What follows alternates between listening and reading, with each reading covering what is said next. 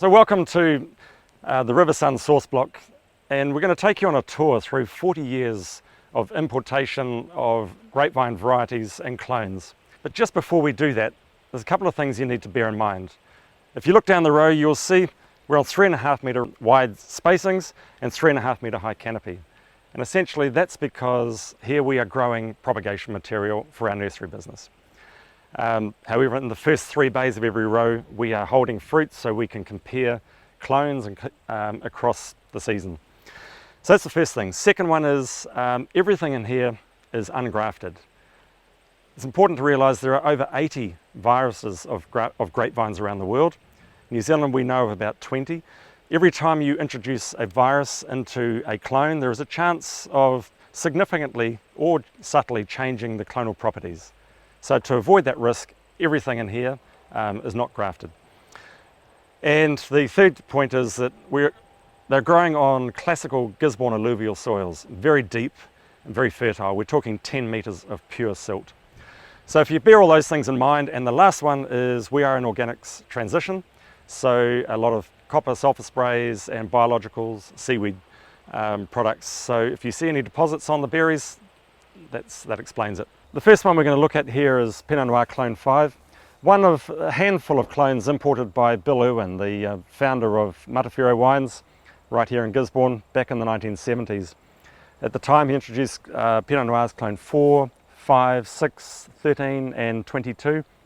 Of all of those, this clone has really done the distance and is still in widespread use today.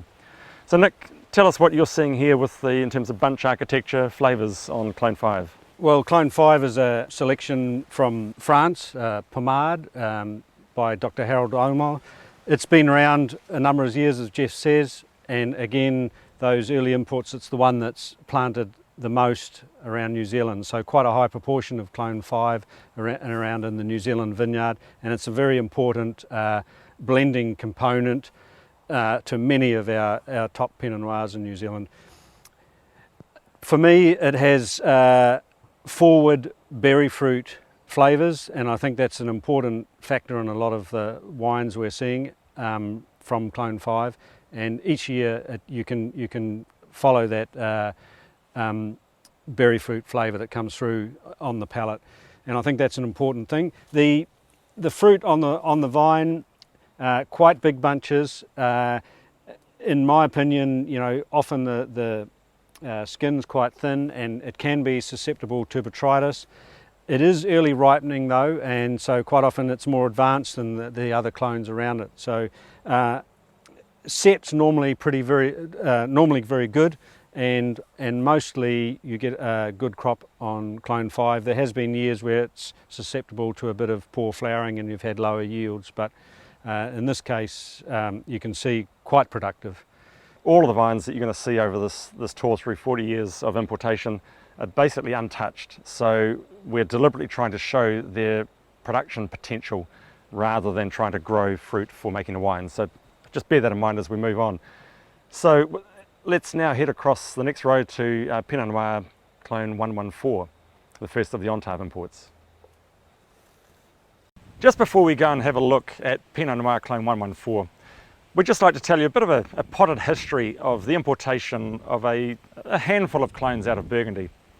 Back in the late 80s, early 90s, between the Wairarapa Vine Improvement Group and Martinborough Vineyards, the importations of Pinot Noir Clone 113, 114, 115, 667 and 777. Now these were all sourced directly from Professor Raymond Bernard, who worked for Olivans in Dijon, and these were, Nick, you've got quite a bit of history with these since you were involved with both agencies which imported that material. Can you tell us a bit about it? Yeah, I was working at Martinborough Vineyard and chairing the Wairarapa Grapevine Improvement Group, and the guys in Martinborough are really passionate about adding some more clones to their arsenal that they've built up, mainly using Clone 5, 10 Bar 5 and Able. So we were keen to, you know, import more a wider spectrum of clonal material. So the Wairarapa Vine Improvement Group imported the 114 and 667, and Martinborough Vineyard, a private import of 113 and 777. So those were the original imports. They came out of quarantine in 1992, were widely distributed around the industry. But back in those days, New Zealand, the wine industry, viticulture industry was still quite young. And to be honest, we didn't, as an industry, handle that material very well. The material came directly out of quarantine.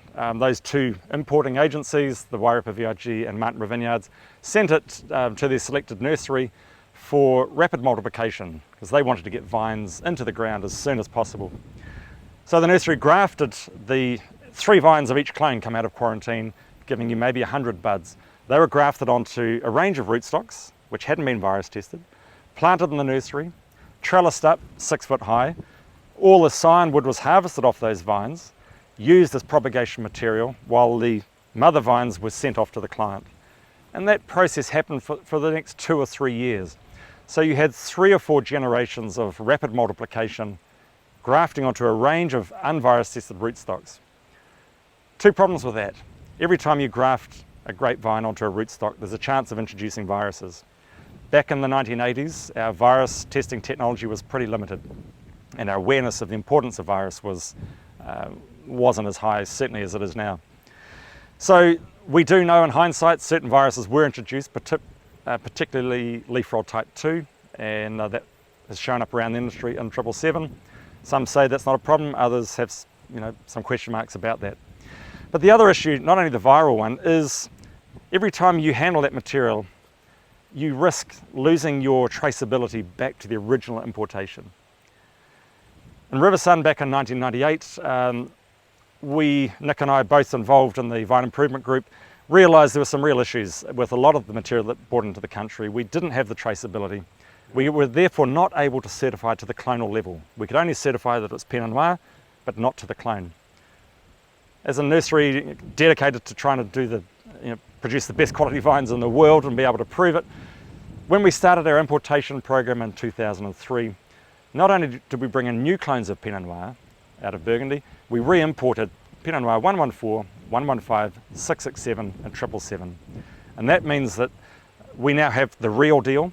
The traceability was re-established to the original vines in the Ontave collection down in Montpellier, Domaine de l'Espaguette. So the vines we're going to now look at, we have that authenticity trail right the way back to a vine in France, which means we can certify to the claim. Enough said, it's an important point, but enough said, let's go and have a look at claim 114. One additional point, Jeff, is that the prefix B, 114, 115, is often used. That refers to Professor Bernard or Burgundy. The material we're showing you now will be Ontave INRA 115, 114, etc. Now, just before we look at the fruit, I think it's really important to understand what the people in charge of clonal selection were really looking for back in the 1970s when this clone was first selected. It was a time when the world was actually a little bit short of wine. Growers were looking for consistent production. They wanted good crops year in, year out, and they were looking for selections which were pretty clean from a viral perspective. So that's very much what they're looking for, and what you're going to see over the next half dozen clones we're going to show you is you'll see the steady change in the bunch architecture, and that comes through in the flavours as well. So back in the 70s, when 114 was selected, moderate sized bunch, but Nick, you have a look at it and tell me what you're actually seeing there in terms of the actual bunch architecture. Okay, moderate sized bunch, as we can see here. The berries quite large, all roughly the same size, so there's no hen and chicken. Quite tight, but a little bit of elasticity there, which is good. So perhaps a little bit more loose than perhaps 115 or Able clone, and same with this bunch here. Shoulders that often require thinning. In terms of the wine produced from 114, I think the clone hasn't really lit any fires with many of our winemakers, so it bears out what Jeff was saying, that some interest in 114 initially, but then moved on to some of the other clones. So let's go and have a look at Pinot Noir clone 115, and you'll see some subtle but quite important differences. Ontav Inra, Pinot Noir Clone 115. Nick, can you tell us the differences you're seeing in terms of bunch architecture between 114 and 115? Well, 115, as you can see here, quite a tight bunch. It's a reasonably productive clone, but you can see there is some elasticity in it, and you can see that there is small and large berries. That is probably the difference we're seeing between 115 and 114. So medium-sized bunch, average to medium productivity. In terms of winemaking, it's fair to say that 115 is offering some power and some good fruit flavours in the barrel, and I think that's what winemakers are appreciating from this clone, and that's generally across the board and for quality New Zealand Pinot Noir.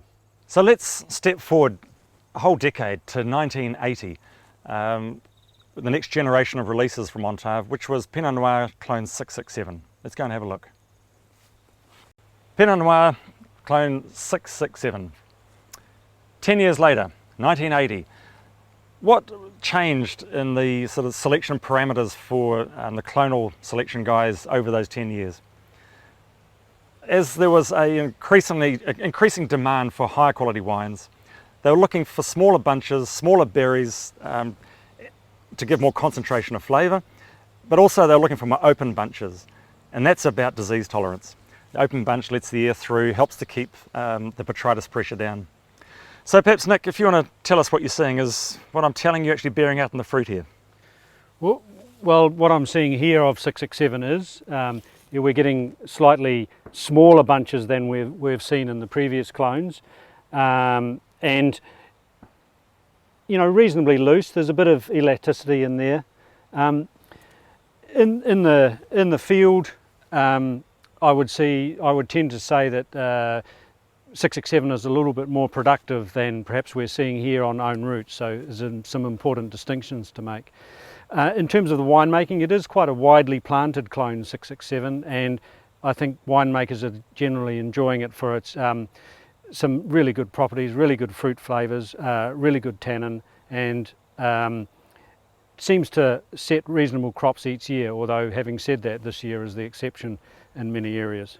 And from a customer demand perspective, initially Pinot Noir 777s seem to have greater demand, but I think it's fair to say, Nick, over the last 15 years, 667 is almost the preferred clone between those two of that second generation release from Ontav. Would you agree with that? I think the 777 has proven to be a lot more variable in the field than 667 in terms of when it's ripe and when it's good, we're getting really good wine and really good flavours, but that happens less often with 777 than it does with 667. Okay, well let's go and have a look at Ontav Inra Clone 777. Pinot Noir 777 from Ontav Inra. Nick, tell us what you're seeing here, and I guess in the differences between that and 667. Okay, what I'm seeing here is a typical 777 bunch that has quite a number of small berries in there. The clone itself is less productive than 667, and the bunches are medium to small, so I think some subtle differences we're seeing, and you can see the same on this bunch here. Quite often they have a little shoulder bunch or wing. A lot of people would cut those shoulder bunches off because they sometimes are a little bit behind. So typical bunches, low productivity or medium to low productivity. The productivity can be a little bit variable in the vineyard, and perhaps that's why it's had less uptake than perhaps 667. Some winemakers really like the flavour of the fruit, and others are a little bit unsure how it fits in their winemaking. So in terms of fruit flavours, I think we're seeing some better flavours in here that's starting to develop quite nicely. There's cherry, berry flavours, and moving towards sort of the plum spectrum, and I think that's a really good flavour that we're getting in those, and it shows in the wines as well. Okay, now we're going to step you forward another 5 years to 1985. A new clone was released by Ontave INRA called Pinot Noir 828. And this is the first of the new clones which Riversun has introduced to the industry, the new clones of Pinot Noir. Let's go and have a look. It's a real step change up. 667, 777, subtle differences. When we look at 828, I think you'll be quite amazed at how what the clonal selection guys were looking for is really showing through. Let's go and have a look. Pinot Noir 828, Ontave INRA.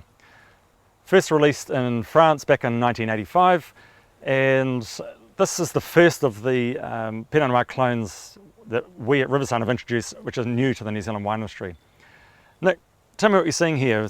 You know, what's the differences? I mean, that's quite marked, aren't they, from what we're looking at in Pinot 777 and 667? Yes, the bunches are quite a bit smaller. As you can see here, there's some berry variation, there's smaller berries. They feel, there is some elasticity in the bunches. The skins feel a lot tougher, so it's holding up better than some of the other clones. The bunches can be a bit variable in size. If you look at this one here, it's quite a bit bigger as opposed to that smaller one I first showed you. So there's quite a bit of variability in it, and we don't have much winemaking information from out in the field yet, and we're really quite excited about getting some fruit from and making some commercial winemaking wines out of it. So as a clone, when it was first released in France, got a lot of fanfare and a lot of attention. Winemakers love it, they still love it. But there was a bit of controversy probably about 10 years ago. They discovered that it had leaf roll type 2 in it. Now, leaf roll type 2 is very different from leaf roll type 3. It's not vectored and you very rarely even see any leaf symptoms in it. There's a lot of debate in France whether it should be withdrawn from the market, but a lot of the winemakers and the vignerons were very keen to keep it because it was by far their best clone to date. So what we have here has got type 2 in it. We make sure that all clients understand that.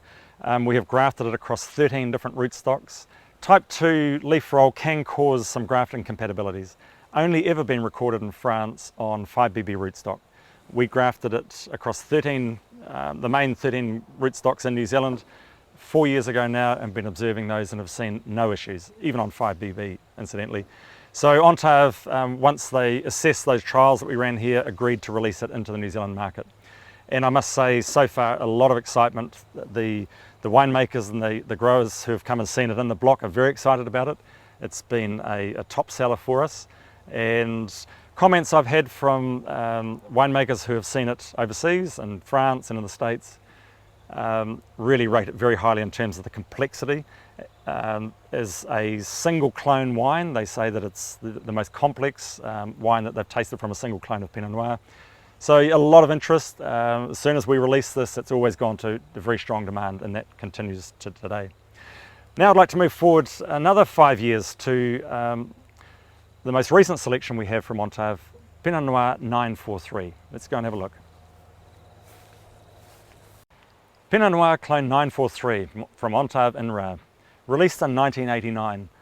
If you think of everything you've seen in those early selections of 113, 114, 115, even 667, 777, I think you'll agree this is a real step change. If you look at the bunch architecture. Nick, tell us what you're seeing down here. Yes, well, it is a real change. You can see the number of small berries in these bunches here. Very, very small berries, and I think, yeah, the bunches are much more open, much less susceptible to botrytis, and hopefully those berries are going to add a lot more skin to the ferment, and therefore a lot more flavour.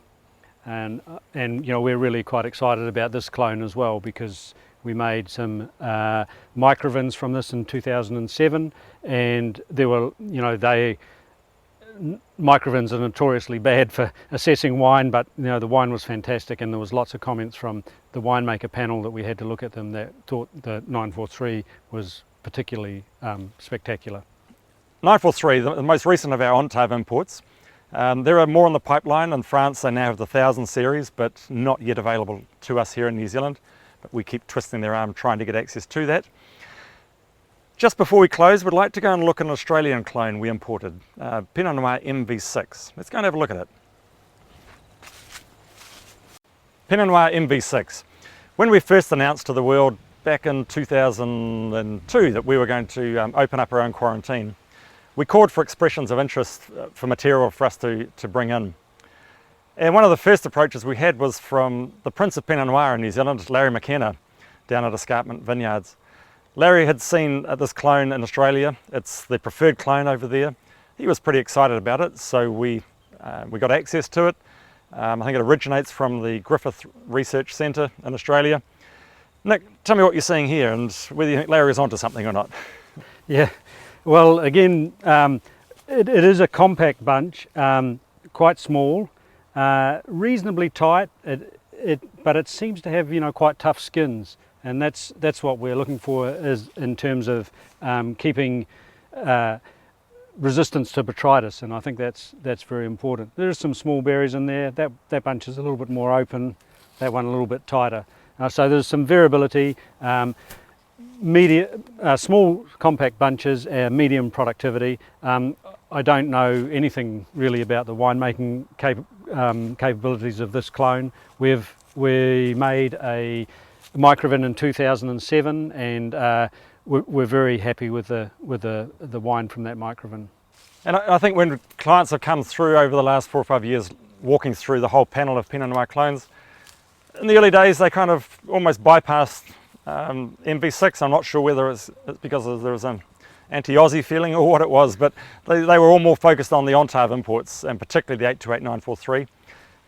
I must say, in the last 2 or 3 years, people have started looking at it, and as it's settled down and the vines got a bit more age into them, I think, you know, there's been some pretty favourable comments from a number of very respectable winemakers. Yes, quite high acidity in this fruit. It's still ripe, but it's just got that high acidity, which I think's which MV6 is well known for. Ripe flavours with higher acidity. Okay, so that's the end of the tour, the virtual tour through 40 years of clonal importation of the Pinot Noir clone. We think it's a pretty fascinating story and hope you enjoyed it.